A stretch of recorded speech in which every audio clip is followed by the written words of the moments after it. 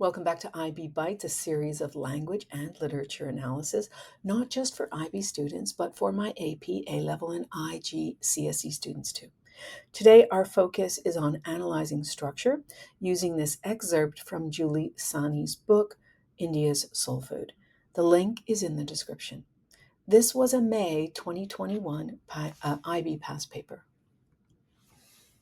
There are two different essays for this paper that you can access for free under the blog and vlog section of my website. The essay we're looking at today on structure can be found under the vlog section. Okay, let's get straight into the essentials for this text. The subject is Indian food, specifically tandoori cooking. The audience are food enthusiasts. The writer is author Julie Sahni. Her purpose is to make tandoori food accessible, inclusive, and culturally meaningful. And she achieves that through a classic persuasive structure. That's our focus today. The essay question we're working from is, how does the writer's use of structure help convey the purpose of the text? Specifically, structures and focus. This is not the exam question. This is a question that I've created for my students. Let's take a look at how one of my students addresses this exam question on structure. Sahni structures her piece using a classical persuasive arc from emotional appeal to logical reasoning, myth-busting, and actionable guidance to reinforce her argument that tandoori is both inclusive and versatile. You can see that my student has divided their talking points into 5 paragraphs, beginning with the first paragraph, the emotional appeal, that builds a connection with the audience. The second talking point is a logical, how Sahni uses logical reasoning to establish credibility and interest. And this is Sahni's second body paragraph that my student is using as their second body paragraph in their response to the essay question. My student's third paragraph addresses Sahni's use of discussing misconception to clarify truth, and that is her third body paragraph. Her fourth body paragraph is about empowering with actionable solutions to inspire action, and my student is using her fourth paragraph as their fourth paragraph. And Sahni's fifth paragraph reinforces her argument that tandoori cooking is both inclusive and versatile. So notice, when you receive a piece that is basically all prose, you want to take a look at the writer's argument structure. What are the topics of each of their body paragraphs? And use those as your talking points in the exam. Let's take a closer look at how this student expresses their ideas in writing. First, the student opens the paragraph with opens with, a reference to the essay focus on the author's structure. Second, the student states the topic of the paragraph, here in green, emotional appeal, that first sentence. This is another reference, but this time it's to the thesis.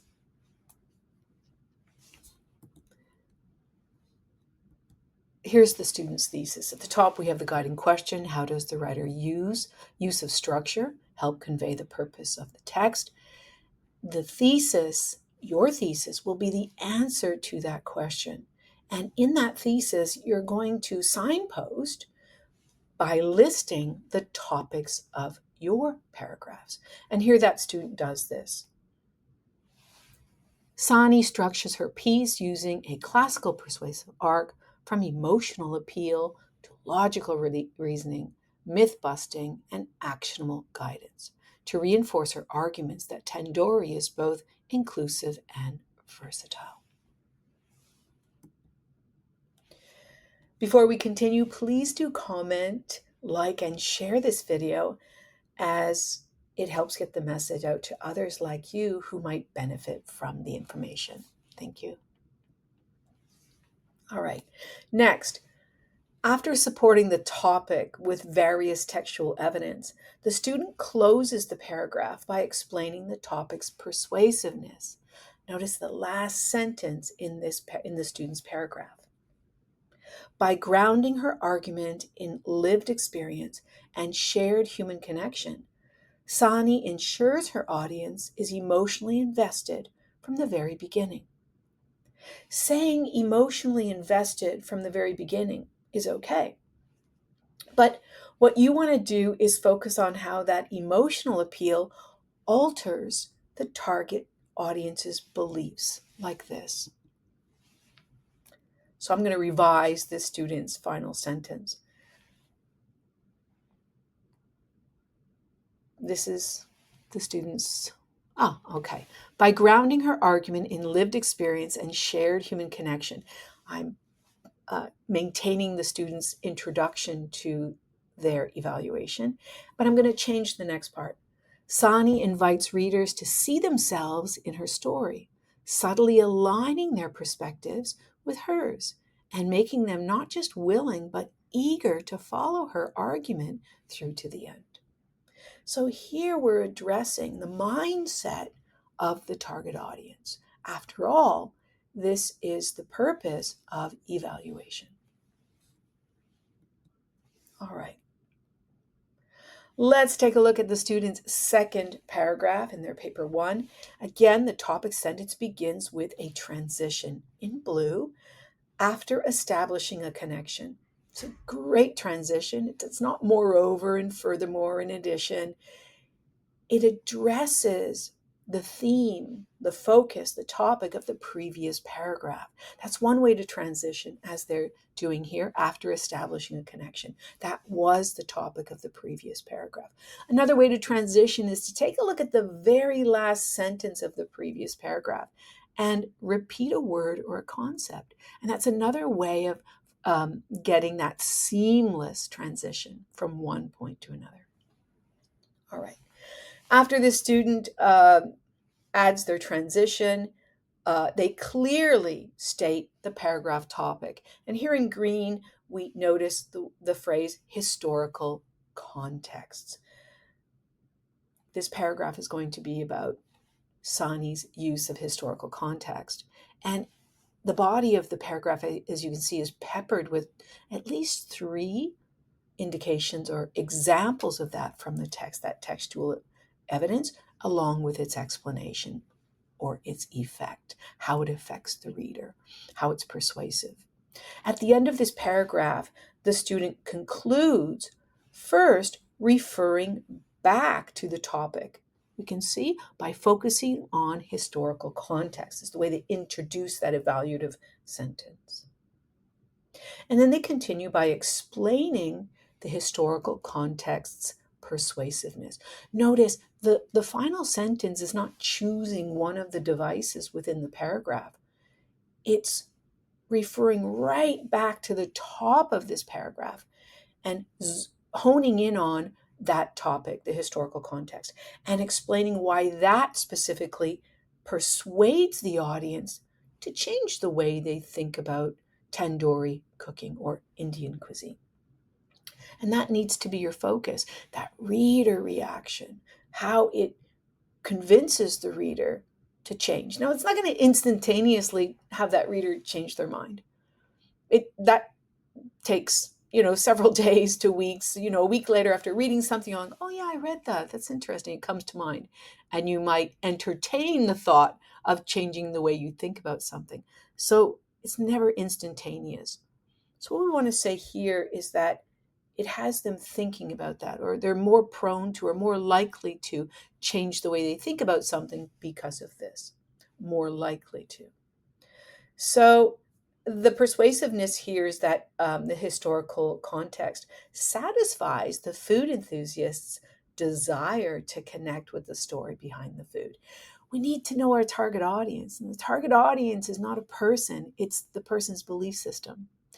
And what do we know about food enthusiasts? They definitely are interested in the historical context of the foods that they're interested in, or interested in eating or cooking themselves. And so this final sentence satisfies that requirement for the exam. It tells us why the topic of the paragraph is persuasive. All right. Taking a look at the student's third body paragraph, and we can see that the blue highlighted phrase at the beginning in the first sentence, called the topic sentence, is the transition. It's beautiful. Sahni then moves from celebrating the cultural richness of tandoori food to. That's exactly what that previous paragraph did, right? It spoke about her celebrating that historical context, that cultural richness. So we want those synonyms. I mean, it's okay if the student said here, celebrating the historical context.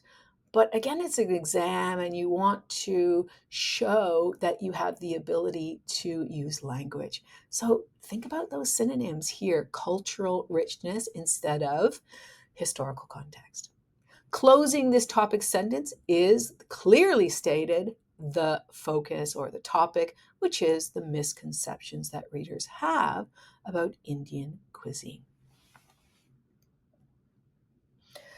All right, taking a look now in the concluding sentence, it begins by referring back to that topic, myth busting, right? We have that synonym for misconceptions to myth busting. And it goes on to explain why that myth busting is persuasive. Again, persuasive meaning changing the way the audience thinks about Indian cuisine. We have notably that it counters the belief that tandoori is inherently Indian, spicy, or suited only for certain social classes. All right, let's take a look at the fourth body paragraph. In looking at this student's fourth paragraph, we see another effective transition in blue. After refuting misconceptions that might discourage people from trying tandoori, and a clearly stated topic sentence here, reader concerns about breaking down the cooking process into simple, digestible steps. Readers are looking for the simple, digestible steps, how to break down the cooking experience. And so here, Sahni, in her fourth body paragraph, which you can see at the top right of the screen, she addresses that. She addresses, hey, here's how this cooking is approachable, accessible. All right, so the paragraph closes with, let's take a look. Through this clear guidance, she moves readers from cultural appreciation, which was the previous paragraph, to practical empowerment, encouraging them not only to understand, but to confidently cook and enjoy tandoori at home. So there it is. Why is she providing this step-by-step on how to cook the cuisine?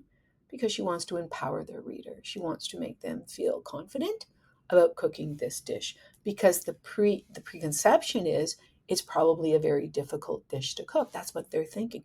So Sahni understands her audience's thinking, their mindset. So again, when you hear the word target audience, don't picture a person. Picture a person's belief system. What do they think about that? And it's your job to show how the writer knows that, the devices they're using to persuade the target audience to change that belief system. All right. Looking at the final paragraph, the student is consistent in effective transitions. Here, writing, while the previous paragraph focuses on making tandoori cooking accessible to all home cooks, ending with the paragraph's topic, tandoori being inclusive and versatile. So you can see that in the first sentence of this paragraph, the topic sentence, it concludes with the topic. The rest of the paragraph provides textual evidence and explains how that evidence helps in persuading the audience to change the way they think.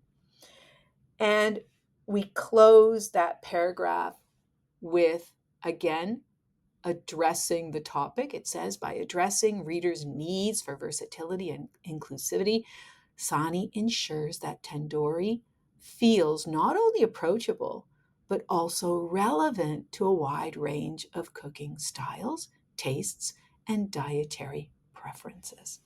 All right. Don't forget, there are 2 different essays for this paper that you can access for free under the blog and vlog sections of my website. The essay we're looking at today, Structural, can be found under the vlog section. All right, thanks for watching. Happy analyzing, and I hope to see you again.